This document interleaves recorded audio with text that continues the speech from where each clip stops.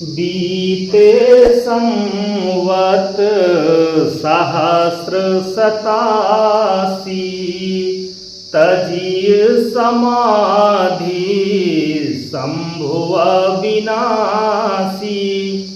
मित्रों नमस्कार, ज्ञान भारती क्लासेज में आप सभी मित्रों का बहुत बहुत स्वागत है। मित्रों आज से हम लोग शुरू करेंगे व्याकरण। यदि कोई व्यक्ति ऐसा है कि व्याकरण में कुछ भी ना जान रहा हो तो उसके लिए ये कक्षाएं बहुत ही महत्वपूर्ण है। हम लोग आज शुरू करेंगे व्याकरण में संज्ञा प्रकरण से, माहेश्वर सूत्र से और छोटा बड़ा से हम लोग शुरू करेंगे। तो यदि कोई ये कहे कि व्याकरण हमें नहीं आता है या व्याकरण हमारी समझ में नहीं आता है, व्याकरण बहुत कठिन है, तो कठिन शब्द है नहीं। व्याकरण में कोई भी ऐसी चीज नहीं है कि जो समझ में ना आए। तो माहेश्वर सूत्रों से हम लोग शुरू करते हैं और हम लोग शुरू कर रहे हैं टीजीटी, पीजीटी और एलटी ग्रेड के जो पाठ्यक्रम में रखा गया है सिद्धांत कौमुदी या लघु सिद्धांत कौमुदी। तो लघु सिद्धांत कौमुदी से हम लोग आज व्याकरण की शुरुआत करेंगे। और लघु सिद्धांत कौमुदी जो रचना है ये है वरदराजाचार्य की।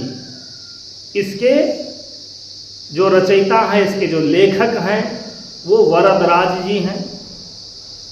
तो वरदराज जी जो हैं ये भट्टोजी दीक्षित के शिष्य हैं।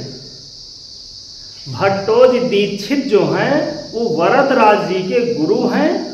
और वरदराज जी के जो गुरु भट्टोजी दीक्षित हैं उन्होंने लिखा है सिद्धांत कौमुदी और वरदराज जी ने लिख दिया लघु सिद्धांत कौमुदी। है बहुत बड़ा ग्रंथ व्याकरण का, लेकिन नाम इसका है लघु सिद्धांत कौमुदी। और हम लोग शुरुआत करते हैं मंगलाचरण से। और मंगलाचरण में जो छंद है वो छंद है अनुष्टुप। प्रश्न भी आता है कि लघु सिद्धांत कौमुदी रचना किसकी है? तो लघु सिद्धांत कौमुदी रचना है वरदराज जी की। और वरदराज जी के गुरु कौन थे? तो गुरु थे भट्टोजी दीक्षित। और भट्टोजी दीक्षित की जो रचना है वो है सिद्धांत कौमुदी। और लघु सिद्धांत कौमुदी के मंगलाचरण में छंद कौन सा है? अनुष्टुप छंद है। और स्तुति किसकी की गई है? तो वो है सरस्वती की। और मंगलाचरण कैसा है? तो नमस्कारात्मक मंगलाचरण है। ये कुछ प्रश्न पूछे आते हैं कि भट्टोजी दीक्षित की रचना कौन सी है? तो सिद्धांत कौमुदी। और भट्टोजी दीक्षित के शिष्य कौन थे? तो वरदराज जी हैं। और वरदराज जी की रचना क्या है? तो वो है लघु सिद्धांत कौमुदी। लघु सिद्धांत कौमुदी के मंगलाचरण में अनुष्टुप छंद है और सरस्वती जी की वंदना की गई है और नमस्कारात्मक मंगलाचरण है। तो शुरुआत हम लोग करते हैं मंगलाचरण से। नत्वा सरस्वतीं देवीं शुद्धां पुण्यां करोम्यहं पाणिनीय प्रवेशाय लघु सिद्धांत कौमुदी। पाणिनीय प्रवेशाय लघु सिद्धांत कौमुदी। नत्वा सरस्वतीं देवीं शुद्धां गुण्यां करोम्यहं पाणिनीय प्रवेशाय लघु सिद्धांत कौमुदी। इसको हम लोग अलग कर लेंगे तो ये हो जाएगा करोमि और धन अहम। अहम हो जाएगा। अहम करोमि क्या? नत्वा। ये अहम आया है वरदराज जी के लिए। तो अहम नत्वा करोमि या अहम करोमि नत्वा, मैं नमस्कार करता हूँ या मैं नमस्कार करके किसकी नमस्कार करके, किसका नमस्कार करते हैं? तो सरस्वतीं देवीं अहम, मैं वरदराज नत्वा करोमि, नमस्कार करता हूं। किसका नमस्कार? सरस्वतीं देवीं, सरस्वती देवी को प्रणाम करता हूं, सरस्वती देवी को नमस्कार करता हूं। अहम सरस्वतीं देवीं नत्वा करोमि, मैं वरदराज सरस्वती देवी को नमस्कार करता हूं। और सरस्वतीं देवीं कैसी हैं? तो जो शुद्धाम गुण्याम है, जो शुद्ध स्वरूप वाली हैं, सरस्वतीं देवीं, और वो है शुद्धाम गुण्याम, जो शुद्ध स्वरूप वाली हैं, ऐसी गुण वाली सरस्वती देवी को मैं नमस्कार करता हूं। नत्वा सरस्वतीं देवीं शुद्धां गुण्यां करोम्यहम्, सरस्वतीं देवीं शुद्धां और गुण्यां, जो शुद्ध स्वरूप वाली हैं, जो शुद्ध स्वरूप वाली हैं, जो गुण्यां हैं, जो गुणों से युक्त हैं, जो प्रशंसनीय गुणों से युक्त हैं, ऐसी सरस्वती देवी को मैं प्रणाम करता हूं, मैं नमस्कार करता हूं। और किसके लिए नमस्कार करता हूं? पाणिनीय प्रवेशाय, पाणिनीय के व्याकरण शास्त्र में प्रवेश के लिए। और प्रवेश किसका होगा? विद्यार्थियों का प्रवेश होगा, बालकों का प्रवेश होगा। पाणिनीय प्रवेशाय, पाणिनीय का जो व्याकरण शास्त्र है उसमें प्रवेश के लिए किसका प्रवेश होगा? विद्यार्थियों का प्रवेश होगा। जो जिज्ञासु हैं ऐसे जिज्ञासुओं का प्रवेश होगा, बालकों का प्रवेश होगा। लघु सिद्धांत कौमुदीं करोमि, मैं लघु सिद्धांत कौमुदी को बनाता हूं, मैं लघु सिद्धांत कौमुदी की रचना करता हूं। अहम लघु सिद्धांत कौमुदीं करोमि, मैं लघु सिद्धांत कौमुदी की रचना करता हूं, मैं लघु सिद्धांत कौमुदी को बनाता हूं। और किसके लिए बनाता हूं? पाणिनीय प्रवेशाय के लिए। पाणिनीय का जो व्याकरण शास्त्र है उसमें बालक प्रवेश करें, उसमें बालकों का प्रवेश हो, और इसके लिए मैं लघु सिद्धांत नामक कौमुदी को बनाता हूं, मैं लघु सिद्धांत कौमुदी की रचना करता हूं। एक बार फिर से देख लेते हैं कि सरस्वतीं देवीं नत्वा, सरस्वती देवी को नमस्कार करके, सरस्वती देवी को प्रणाम करके। और सरस्वतीं देवीं कैसी हैं? जो शुद्धाम हैं, जो शुद्ध स्वरूप वाली सरस्वती देवी हैं, ऐसी सरस्वती देवी को मैं प्रणाम करके। और जो गुण्याम हैं, जो प्रशंसनीय गुणों से युक्त हैं, ऐसी सरस्वती देवी को मैं प्रणाम करके मैं लघु सिद्धांत कौमुदी को बनाता हूं, मैं लघु सिद्धांत कौमुदी की रचना करता हूं। और जिसमें पाणिनीय प्रवेशाय के लिए, जिसमें पाणिनीय का व्याकरण है, जिसमें पाणिनीय का व्याकरण लिखा गया है, ऐसे पाणिनीय के व्याकरण शास्त्र में बालकों का प्रवेश हो, बालक उसको पढ़ें, ऐसे इस व्याकरण शास्त्र को पढ़ने के लिए बनाता हूं। मैं लघु सिद्धांत कौमुदी को बनाता हूं। आगे चलते हैं, एक बार वाचन कर लेते हैं। नत्वा सरस्वतीं देवीं शुद्धां गुण्यां करोम्यहम्, पाणिनीय प्रवेशाय लघु सिद्धांत कौमुदीं। करोमि धन अहम में यण संधि हो जाएगी, ई के स्थान पर या हो जाएगा। और ये शुद्धाम गुण्याम, ये देवीं सब आया है सरस्वती के लिए। और नत्वा में नम धातु है, त्वा प्रत्यय है, नमस्कार करके। किसके लिए? पाणिनीय प्रवेशाय, चतुर्थी का एक वचन है। और लघु सिद्धांत कौमुदीं, लघु सिद्धांत कौमुदी नामक ग्रंथ को मैं बनाता हूं, लघु सिद्धांत कौमुदी को मैं लिखता हूं, इसकी रचना करता हूं। आगे अथ संज्ञा प्रकरणम, अब संज्ञा प्रकरण शुरू होता है। और संज्ञा का मतलब होता है नाम, अब इसमें नामकरण होगा कि किसका क्या नाम रखा जाएगा, किसको किस नाम से पुकारा जाएगा। और ये है माहेश्वर सूत्र। माहेश्वर सूत्र को हम लोग सबसे पहले देख लेते हैं। आई उड़ रील रिक ए ओंग आय औच है वरट लण यमंगलनम झभई घट धस जब गट दस खा फा छा ठा था चट तव कपय सस सर हल। और हम लोग सुने भी हैं कि ये जो माहेश्वर सूत्र हैं, इनको माहेश्वर सूत्र इसलिए कहा गया है क्योंकि ये भगवान शंकर के डमरू से निकले हुए हैं। ऐसा कहा जाता है जो पाणिनि जी थे वो पढ़ने में बहुत अच्छे नहीं थे, तो पढ़ाई में जब मन नहीं लगा तो वो अपने गुरुकुल को छोड़ करके चले गए थे हिमालय पर, तपस्या करते थे, भगवान शंकर की तपस्या करने लगे। और भगवान शंकर की ऐसी तपस्या किए कि भगवान शंकर उनसे प्रसन्न होकर के डमरू बजाना शुरू कर दिए। और डमरू बजाते हैं 14 बार, 9 पंच 12, 9 और 5 बार डमरू बजाते हैं। तो उन्हीं 14 बार जो डमरू बजाया है भगवान शंकर ने, उसी से निकले हैं 14 माहेश्वर सूत्र।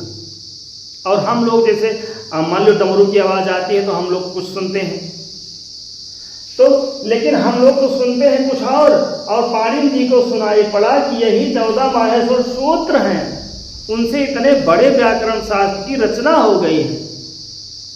ये जो 14 माहेश्वर सूत्र हैं ये भगवान शंकर के डमरू से निकले हुए हैं। और इनको और कई नामों से जानते हैं।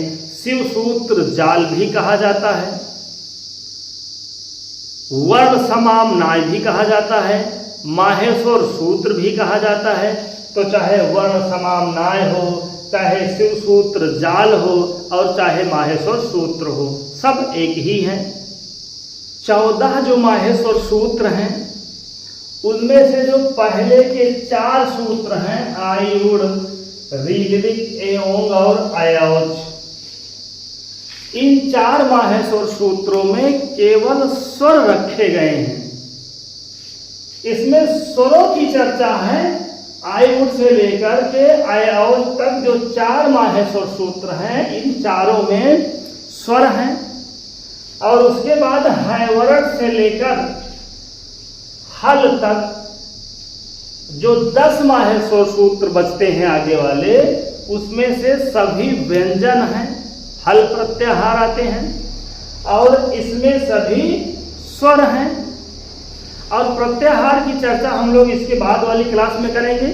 जब आदि अंतेन सहायता सूत्र पढ़ेंगे हम लोग, तो आदि और अंतेन सह ईता करके वहाँ हम लोग देखेंगे कि प्रत्याहार कैसे बनते हैं, कितने प्रत्याहार हैं। और वैसे टीजीटी में जो यूपी टीजीटी में प्रत्याहार पूछे जाते हैं, वहाँ पर हम लोगों को लिखना है 43 आयोग कई बार क्वेश्चन पूछ चुका है कि प्रत्याहारों की संख्या कितनी है। तो टीजीटी में, खास करके टीजीटी की बात हो रही है, टीजीटी में जो प्रत्याहारों की संख्या है वो हम लोग लिखेंगे 43। और बाकी चाहे पीजीटी हो, एलटी ग्रेड हो या फिर और भी कोई परीक्षाएं हो, टेट सुपर टेट हो, तो वहाँ पर हम लोग लिखते हैं 42। टीजीटी में 43 प्रत्याहार और बाकी जगह 42 प्रत्याहार। तो हैवरट से लेकर हल तक ये जो 10 माहेश्वर सूत्र है ना, इसमें सभी व्यंजन हैं, सभी व्यंजनों की चर्चा है, इसमें सभी व्यंजन लिखे गए हैं। और आई उड़ से लेकर आयौच तक ये जो 4 हैं माहेश्वर सूत्र, इसमें सभी स्वर हैं। एक बार वाचन कर लेते हैं और विस्तार से जब हम लोग आदिरंतेन सहायता सूत्र पढ़ेंगे तो वहाँ हम लोग एक एक करके 42-43 जो प्रत्याहार है उसको हम लोग देखेंगे। आ ई उड़ री रिक ए ओंग आय औच है वरट लड़ यमंगलनम झभय घट धस जब गड दस खा फा छ ठा था चट तव कपय सस सर और हल। एक बार फिर से वाचन कर लेते हैं। जितनी बार हम लोग वाचन करते हैं ना, उतने प्रकार के हम लोगों के दिमाग में प्रश्न उठते हैं और उतनी ही अस्पष्टता आती है। आ ई उड़, री लिरिक, ए ओम, आय औच, हाय वरट, लड़, यमं गणनम, झ भय, घट धस, जब गट दस, खा फा छा ठा था, चट तव, कपय, सस सर और हल। ये हो गए 14 माहेश्वर सूत्र। कहीं कहीं पर क्या मिलता है, ये जो लड़ है इसमें ऊपर हम लोग लगाए हैं चंद्र बिंदु, और कहीं कहीं मुद्रण दोष की वजह से चंद्र बिंदु नहीं रहता है, लेकिन चंद्र बिंदु होता है। लड़ मध्य संज्ञा जब हम लोग करेंगे आगे रा प्रत्याहार बनाएंगे तो फिर हम लोग एक सूत्र पढ़ेंगे आगे, उपदेशे अजनुनासिक इत, वहां पर अनुनासिक जब होगा तभी हम लोग वहां पर इत संज्ञा समझेंगे। तो ये हो गए 14 माहेश्वर सूत्र। अब इसके बाद हम लोग पढ़ते हैं कुछ वृत्ति हैं। इति माहेश्वराणि सूत्राणि अण आदि संज्ञार्थानि, इसको अलग कर लेंगे। सूत्राणि धन अण आदि संज्ञार्थानि, सूत्राणि ई के स्थान पर या हो जाएगा, फिर अण आदि संज्ञार्थानि, इन माहेश्वर सूत्रों की अण आदि संज्ञा होगी। एक शब्द है जैसे संज्ञा, और संज्ञा का मतलब होता है नाम। संज्ञा और संज्ञी में अंतर होता है। संज्ञा का मतलब होता है नाम, जैसे मेरा नाम है तिलक, तो तिलक संज्ञा है, और ये जो मैं खड़ा हूं, हाड़ मांस वाला जो शरीर दिख रहा है, ये संज्ञी है। संज्ञी या संज्ञक, किसी के नाम को संज्ञा कहते हैं, और जिसका नाम होता है उसको संज्ञी या संज्ञक कहा जाता है। मैं, ये जो मेरा शरीर है ना, ये संज्ञी है, इसको संज्ञी कहते हैं या संज्ञक कहते हैं, और जो मेरा नाम तिलक है वो संज्ञा है। संज्ञा और संज्ञी में बस इतना अंतर है कि किसी के नाम को संज्ञा कहते हैं और उसके इस पूरे शरीर को संज्ञी कहते हैं। तो इति माहेश्वराणि सूत्राणि अण आदि संज्ञार्थानि, इनकी कौन सी संज्ञा होगी? इनकी इन माहेश्वर सूत्रों की अण आदि संज्ञा होगी।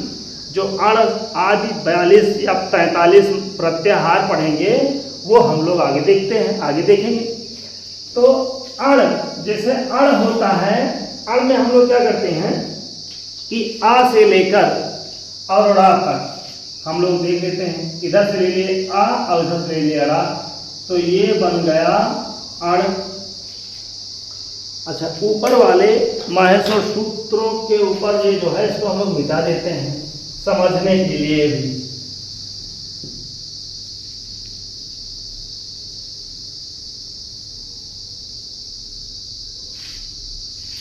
जैसे ये है अण। मान लीजिए किसी बच्चे से हम लोग कहते हैं, किसी बच्चे से अगर हम लोग कहें कि उसको पहाड़ा सुनाना है 2, 3, 4, 5, 6, 7, 8, 9 और 10, और अगर किसी बच्चे से हम लोग ये कहें कि 5 से लेकर 9 तक पहाड़ा सुनाइए, तो 5 to 9 हम लोग कर देंगे। 5 to 9 मतलब 5 से लेकर 10 तक पहाड़ा उसको सुनाना है। तो वो बच्चा 2, 3, 4 और 10 का पहाड़ा नहीं सुनाएगा, क्योंकि उसको ये पता है कि हमको 5 से लेकर 9 तक पहाड़ा सुनाना है, 5 to 9। उसी तरह से प्रत्याहार जो बनता है, तो क्या करते हैं हम लोग, जैसे अण है तो यहां से हम लोग ले लिए आ और लास्ट वाला अक्षर ले लिए रा, और ये बन गया अण। और अण क्या हो गया? अण एक हो गया प्रत्याहार। और प्रत्याहार का मतलब ही होता है संक्षेपीकरण या संक्षेप में लिखना, जिसको हम लोग शॉर्टकट कहते हैं। अब आ ई उड़ कहने से जल्दी होगा कि अण कहा जाए, और अण का जो अर्थ होगा वही आ ई उड़ का अर्थ होगा। तो अड़ में हम लोगों को 4 अक्षर हैं। उसी तरह से अगर हम लोग कहें अक, तो यहाँ से आ ले लिए और यहाँ से ले लिए का और बना लिए अक। और अक कहने का मतलब हुआ कि आ से लेकर के का तक जितने भी वर्ण हैं वो सभी वर्ण अक प्रत्याहार के हैं। और अक कहने से हम लोग ए और ओ इत्यादि वर्णों की गिनती उसमें नहीं करेंगे। अक कहने से आ से लेकर अड़ा तक जितने भी वर्ण हैं आ, ई, उ, री और ली, उसमें अड़ा की गिनती हम लोग नहीं करेंगे। आगे हम लोग इसकी विस्तार से चर्चा करेंगे।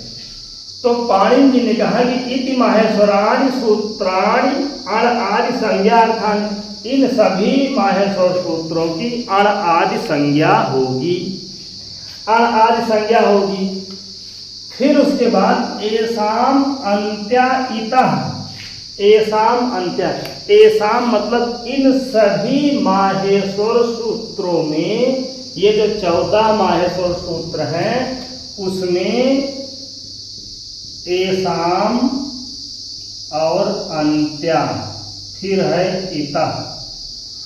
एसाम का मतलब हुआ इन सभी 14 माहेश्वर सूत्रों में जो अंत्या है, जो अंतिम वर्ण है, उनको इता, उनको इत कहा जाएगा, उनकी इत संज्ञा होगी। जैसे आई उड़ मेड़ा है, किसकी इत संज्ञा हो गई, किस सूत्र से इत संज्ञा होगी, इसको हम लोग आगे पढ़ेंगे। तो एसाम अंत्य इता का मतलब हुआ कि इन माहेश्वर सूत्रों में जो अंतिम वर्ण है उनकी इत संज्ञा होगी। जैसे आय उड़ में रा की इत संज्ञा हो गई, रील ऋग में ता की इत संज्ञा हो गई, ए ओंग में अंगा की इत संज्ञा हो गई, आय औच में चा की, हाय औरट में टा की, लण में रा की, और फिर एमंगलनम में माँ की, झाभई या की, जब घटधस में सा की, जब गड़दस तालबेशा, खा फा छा ठा था चटताओ वा की संज्ञा, कपय में या की संज्ञा, सस सर में रा की और हल में ला की। वही है इस लाइन में कि एसाम अंत्या इता, इन माहेश्वर सूत्रों में जो अंतिम वर्ण है, जो सभी 14 माहेश्वर सूत्रों में अंतिम वर्ण है, उनकी इता मतलब इत संज्ञा होती है। एक बार फिर से, एसाम अंत्याहिता का मतलब होता है इन सभी माहेश्वर सूत्रों में जो अंतिम वर्ण है उनकी इत संज्ञा होती है। माहेश्वर सूत्रों की संख्या 14 है, तो 14 माहेश्वर सूत्र में 14 अंतिम वर्ण भी होंगे, तो उन सभी 14 अंतिम वर्णों की इत संज्ञा होती है। फिर आगे, हकारादिषु अकार उच्चारणार्थ, हकार आदिषु अलग करेंगे, हकार धन आदिषु धन आकार। अच्छा, हम लोग जानते हैं जो स्वर होते हैं ना, स्वर को बोलने के लिए किसी भी दूसरे वर्ण की आवश्यकता नहीं होती है, और स्वर को अक्षर भी कहते हैं, ना क्षरत इति अक्षरा। और फिर जो व्यंजन होते हैं, जो हल होते हैं ना, उनको बोलने के लिए किसी ना किसी स्वर की आवश्यकता पड़ती है। व्यंजन बिना किसी स्वर की सहायता से नहीं बोले जाते हैं, व्यंजनों को बोलने के लिए स्वरों की आवश्यकता पड़ती है। तो पाणिनि जी ने कहा, अच्छा भर्तृहरि जी का बार बार नाम याद आ रहा। अभी इसके पहले जो हम लोग ग्रंथ पढ़े थे ना साहित्य में, वो था नीति शतक था। और हकारादिषु आकार उच्चारणार्थ, जो हकार आदि में मतलब जहां से व्यंजन शुरू हुआ है। माहेश्वर सूत्र में 4 माहेश्वर सूत्र ऐसे हैं जिसमें केवल स्वर है, और 5वें से शुरू हो गया व्यंजन, 5वें से जाएगा कहाँ, 14वें तक। तो जो हैवरट के, हैवरट इत्यादि में जो आ है ना, चाहे हा हो, चाहे या हो, चाहे वारा, इन सब में जो आ है ना, जो आकार है, जो हर्ष आ सब में जुड़ा है, वो किसके लिए है? वो उच्चारण के लिए है। बिना किसी स्वर के मदद से हम लोग व्यंजन बोल ही नहीं सकते हैं। व्यंजन को बोलने के लिए स्वरों की आवश्यकता पड़ेगी ही पड़ेगी। तो वही पाणिनि जी ने कहा कि जो हायवरट इत्यादि में आ है ना, उनका मतलब है उच्चारण। हा का उच्चारण तभी हो सकता है जब उसमें हम लोग क्या जोड़ेंगे? उसमें हम लोग आ जोड़ेंगे। फिर जैसे समझ लेते हैं हम लोग, जैसे कहा जाए का में हरस आ जब जुड़ेगा तभी होगा का। जब दीर्घ आ जुड़ेगा तो का हो जाएगा। और जब इसमें हम लोग जोड़ेंगे छोटी ई तो ये बन जाएगा कि। अच्छा, पहले हम लोग ये जानते थे ना कि जो का में छोटी ई लगी है, जो हरस्व ई लगी है, वो पहले है और का बाद में है। लेकिन का बाद में नहीं है और छोटी ई पहले नहीं है। पहले तो का है और छोटी ई उसके बाद है। उसी तरह का में बड़ी ई जोड़ेंगे तो की बन जाएगा। का में छोटा उ जोड़ेंगे तो कु बन जाएगा। और का में दीर्घ उ जोड़ेंगे तो कु बन जाएगा। तो ये हो गए स्वर और व्यंजन। व्यंजनों को बोलने के लिए स्वरों की आवश्यकता पड़ती है। वही पाणिनि जी ने कहा कि जो हायवरट इत्यादि में जो आ लगा है ना, वो उच्चारण के लिए लगा है। बिना आकार के, बिना स्वर के व्यंजन नहीं बोला जा सकता है। तो हकार आदिश आकार किसके लिए है? उच्चारणार्थ। मान लीजिए प्रश्न आता है कि हकारादिषु अकारः या आकार, तो आगे रहेगा उच्चारणार्थ। हैवरट से लेकर हल तक जितने भी व्यंजन हैं उसमें से जो आ लगा है ना, उसका केवल इतना मतलब है, केवल इतना प्रयोजन है कि उच्चारण हो जाए शुद्ध से। हैवरट हम लोग तभी बोल सकते हैं जब उसमें आ जुड़ा है, और अगर आ नहीं जुड़ा है तो हैवरट बोला ही नहीं जा सकता है। तो हकार आदिश अकार क्यों? उच्चारणार्थ। हैवरट से लेकर हल तक जो आ लगा है, जो हरस्व आ लगा है ना माहेश्वर सूत्रों में, उस आ का मतलब है उच्चारणार्थ, उच्चारण के लिए।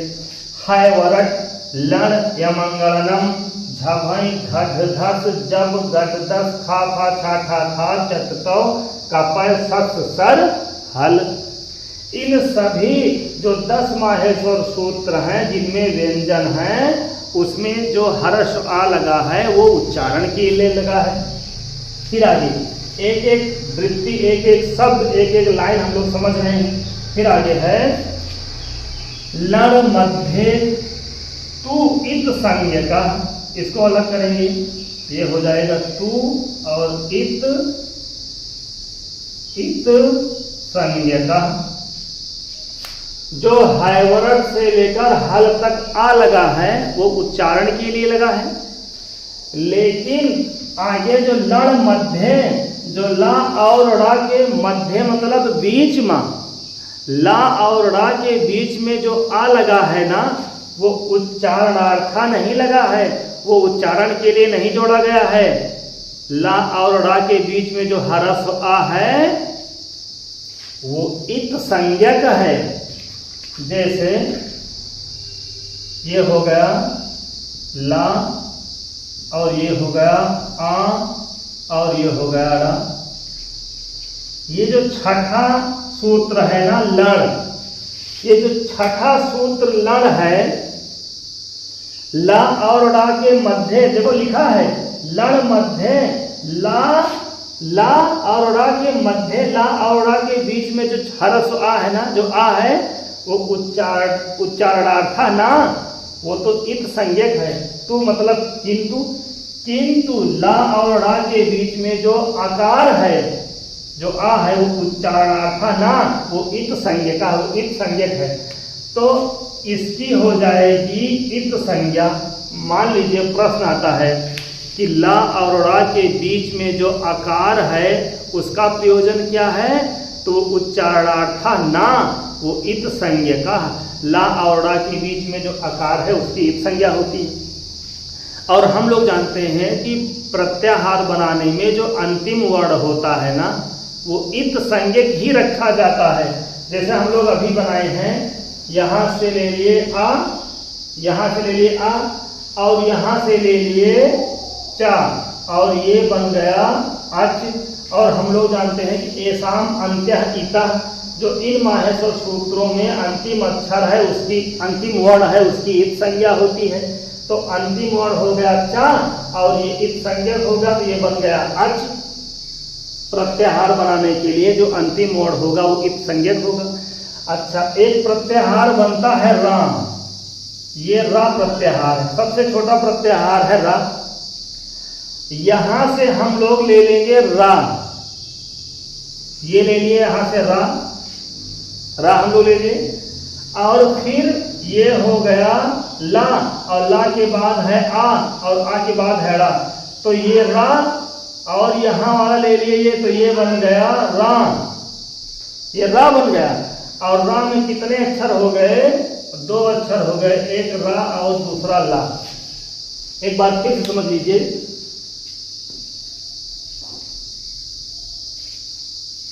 जैसे अलग लिख लेते हैं,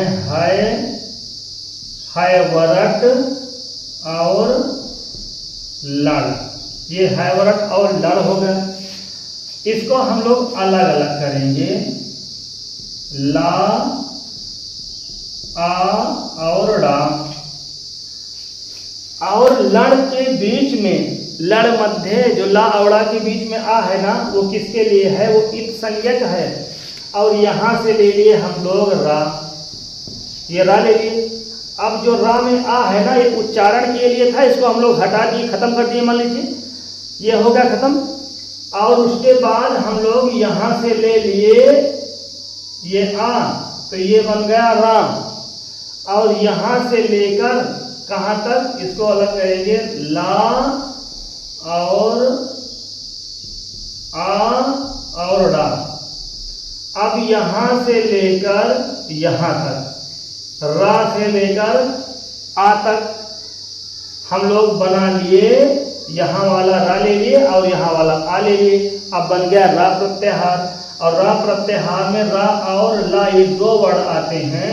रा प्रत्याहार सबसे छोटा प्रत्याहार है और उसमें 2 वर्ण आते हैं, कौन कौन से, रा और ला। इसीलिए लड़ मध्य जो ला और ड़ा के बीच में ह्रस्व आ है, वो केवल और केवल इत संज्ञक है, वो उच्चारणार्थ ना, उच्चारण के लिए वो नहीं। फिर आगे उच्चारणार्थ हो गया, लड़ मध्य तो संज्ञका हो गया। अब हम लोग एक सूत्र पढ़ते हैं, हलंत्यम।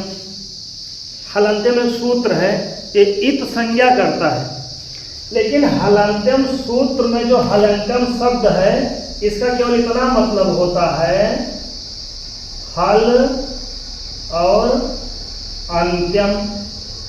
हलंत्यम मतलब होता है हल और अंत्यम, हलंत्यम हो गया। और किसकी संज्ञा करेंगे, इसको क्या करेंगे, इस सूत्र में कुछ भी नहीं पता है। इसको हम लोग देखते हैं वृत्ति से। तो उपदेश अंत्यम हलित स्यात् उपदेश आद्योच्चारणम सूत्रेषु दृष्टम पदम सूत्रांतरात् अनुवर्तनीयम सर्वत्र। हम लोग सूत्रों का नंबर भी देखते चलते हैं। ये जो हलंत्यम सूत्र है ना, इसका नंबर है 1, 3, 3। जो पहला 1 है उसका मतलब होता है पहले अध्याय के तीसरे चरण का तीसरा सूत्र है।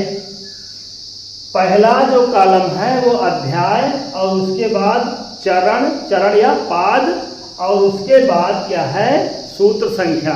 हम लोग जानते हैं कि अष्टाध्यायी में 8 अध्याय हैं और प्रत्येक अध्याय में 4 चरण हैं, और कुल मिलाकर 32 चरण है, 32 पाद हैं। तो पहले अध्याय के तीसरे चरण का तीसरा सूत्र है कौन सा? हलंत्यम। तो हलंत्यम सूत्र का मतलब होता है हल और अंतिम, बस इसका और कुछ मतलब नहीं होता है। लेकिन इसके पहले एक सूत्र है जिसका नंबर है 1, 3 और 2, और वो सूत्र है उपदेशे अजनुनासिक इत।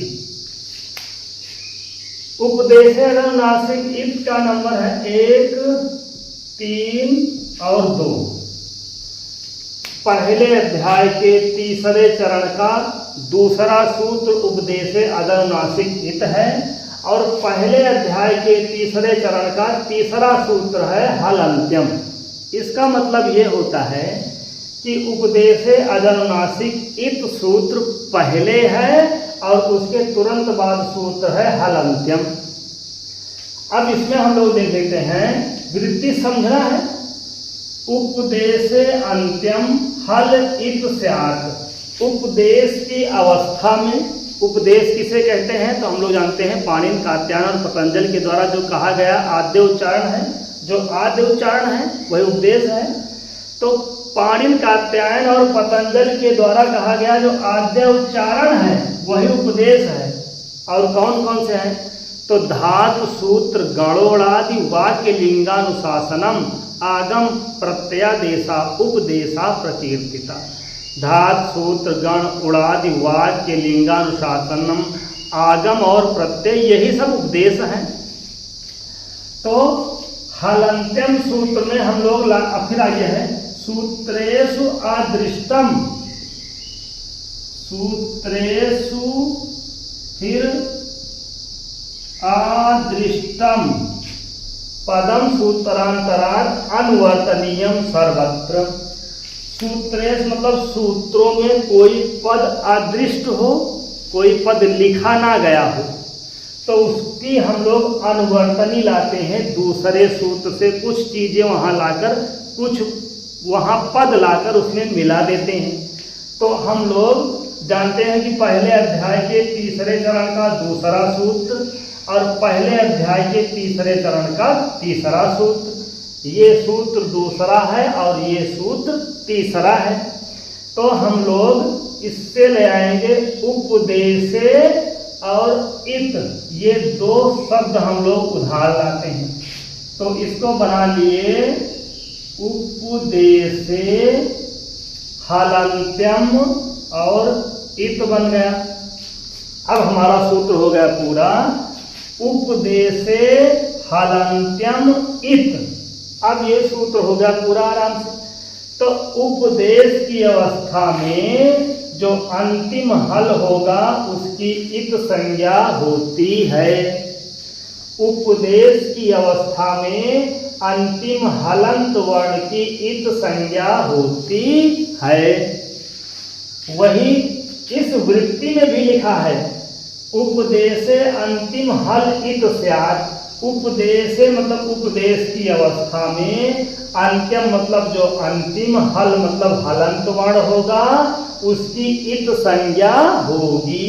तो माहेश्वर सूत्रों में जो हलंत वर्ण है, जिसमें हलंत लगे हैं आई उड़ केड़ा में, का में, अंगा, चा, टा, अड़ा, वा, सा, शा, ला, या, रा, या और मा, ये हो गए उपदेश की अवस्था में जो अंतिम हलंत वर्ण होगा। और उपदेश किसे कहते हैं तो हम लोग जानते हैं धातु सूत्र गण उड़ाद। तो ये जो 14 माहेश्वर सूत्र है ना, ये सूत्र होने के कारण उपदेश हुए। और उपदेश कहा भी जाता है कि धातु हो, धातु को भी उपदेश कहेंगे, सूत्र हो, सूत्र को भी उपदेश कहेंगे। तो ये सूत्र ही तो है, 14 माहेश्वर सूत्र जो है सूत्र है। तो ये सूत्र में, उपदेश में जो अंतिम होगा, अंतिम कैसा वर्ण होगा? हलंत वर्ण होगा। जो अंतिम हलंत वर्ण होगा उसकी कौन सी संज्ञा होगी, उसकी इत संज्ञा होगी। तो हम लोग क्या करेंगे कि इस रा की का अंगा चा इत्यादि जो 14 माहेश्वर सूत्र में 14 अंतिम वर्ण है जिसमें हलंत लगा है ना, उसकी हम लोग कर देंगे इत संज्ञा। उपदेश आद्योच्चारणम, उपदेश को ही आद्योच्चारण कहा गया है। फिर सूत्रेषु अदृष्टम, सूत्रों में कोई पद नहीं दिख रहा है तो क्या करेंगे, सूत्रांतराद दूसरे सूत्रों से हम लोग अनुवर्तनीयम सर्वत्र, हमेशा हम लोग क्या करते हैं, अनुवर्तनी लाते हैं, उसको दूसरा पद ले आते हैं। तो जैसे उपदेश अजनुनासिक इत में हम लोग देख रहे हैं उपदेश है, अजनुनासिक है, इत है, और इसमें हम लोगों को जरूरत थी किसकी, उपदेशे की और इत की। पूरा सूत्र हो गया उपदेशे हलंत्यम इत, उपदेश हो और अंतिम हलंत वर्ण हो और उसकी इत संज्ञा हो जाती है। तो ये सूत्र को उपदेश कहते हैं, अंतिम है, हलंत है, तो इसकी हम लोग कौन सी संज्ञा कर दिए, इत संज्ञा कर दिए। हलंत्यम सूत्र की वृत्ति क्या है, उपदेशे अंत्यम हलित स्यात्, उपदेश आद्योच्चारणम सूत्रेषु दृष्टम पदम सूत्रांतरात् अनुवर्तनीयम सर्वत्र। तो जो 14 माहेश्वर सूत्र हैं उनमें जो अंतिम हलंत वर्ण है उसकी इत संज्ञा किस सूत्र से होती है, तो हलंत्यम सूत्र से उसकी इत संज्ञा होती है। और एक सूत्र हम लोग आगे पढ़ेंगे, आदर्शनम लोपः, आदर्शनम लोपः क्या करता है, लोप संज्ञा करता है। और उसके बाद एक सूत्र हम लोग पढ़ेंगे तस्य लोपः, तस्य लोपः से उसका लोप हो जाता है। फिर से हलंत्यम सूत्र क्या करता है, अंतिम हलंत वर्ण की इत संज्ञा करता है। और आदर्शनम लोपः क्या करता है, लोप संज्ञा करता है। और तस्य लोपः क्या करता है, उसका लोप कर देता है, जिसकी लोप संज्ञा होती है उसका कर देता है लोप। तो हम लोग माहेश्वर सूत्र पढ़े हैं और माहेश्वर सूत्र के बाद हम लोग पढ़े हैं एसाम अंत्या इतः, जो इन माहेश्वर सूत्रों में अंतिम वर्ण है उसकी इत संज्ञा होती है। तो हम लोग आज पढ़े हैं लघु सिद्धांत कौमुदी का प्रारंभ किए हैं। लघु सिद्धांत कौमुदी किसकी रचना है, वरदराज जी की रचना है। और उसमें छंद कौन सा है, तो मंगलाचरण में अनुष्टुप छंद है और उसमें सरस्वती की वंदना की गई है, नमस्कारात्मक मंगलाचरण है। फिर उसके बाद माहेश्वर सूत्र पढ़े हैं। फिर उसमें हम लोग पढ़े एसाम अंत्यः इतः, जो इसमें अंतिम वर्ण होते हैं उनकी इत संज्ञा होती है। और फिर उसके बाद हम लोग पढ़े हैं कि हकारादिषु अकार उच्चारणार्थ, हायवरट से लेकर हल तक जो जितने भी व्यंजन हैं उसमें जो आ लगा है ना वो उच्चारण के लिए है। लेकिन लण मध्य तु इत संज्ञका, लेकिन ला और रा के बीच में जो आ है ना उसकी इत संज्ञा होती है, वो उच्चारण के लिए नहीं है। फिर हम लोग पढ़े हलंत्यम, हलंत्यम की हम लोग वृत्ति देख लेते हैं। उपदेशे अंत्यम हलित स्यात्, उपदेश आद्योच्चारणम सूत्रेषु अदृष्टम पदम सूत्रांतरात् अनुवर्तनीयम सर्वत्र। हलंत्यम सूत्र केवल हलंत्यम है, पहले अध्याय के तीसरे चरण का तीसरा सूत्र है। और उपदेशे अजनुनासिक कैसा है, पहले अध्याय के तीसरे चरण का दूसरा सूत्र है। तो वहाँ से उपदेशे और इत हम लोग ले आएंगे अनुवर्तनी के रूप में। तो हमारा पूरा रूप बन जाएगा, सूत्र बन जाएगा उपदेशे हलंत्यम इत। उपदेश की अवस्था में अंतिम हलंत वर्ण की इत संज्ञा होती है। तो मित्रों बस आज की क्लास में इतना ही, मिलते हैं अगली क्लास में, तब तक के लिए नमः संस्कृताय, धन्यवाद।